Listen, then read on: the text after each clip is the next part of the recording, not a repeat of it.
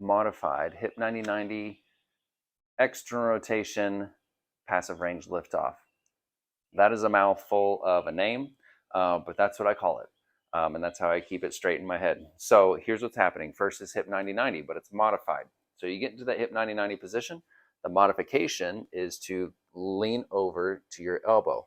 All this really does is release a lot of the tension you're feeling in this back leg so you can focus on what you're doing with the front leg. Front leg external rotation, which is the foot lifting away from the floor, turning the thigh into external rotation. Okay, it's a passive range liftoff. So from here, you can use a belt or you can use a band around the foot because you're going to help yourself do the liftoff part, but then you're going to release your help and try to hold it there for the prescribed amount of time. So the way this looks is I grab on, I have my assistance, I lift my foot up to get as much external rotation as my hip is going to let me have, and then I release that help and I try to keep it right there, and I don't want it to fall at all. A lot of times you may find that you can give yourself a little help because the thigh wants to lift up, peg it to the floor.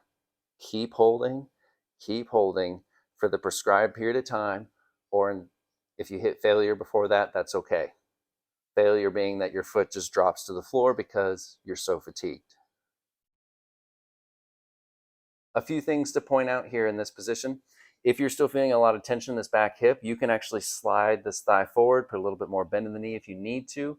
And that's just to release what you're feeling here so you can really focus on this lead leg. One more demonstration here. Grab on, lift it up as high into external rotation as you can.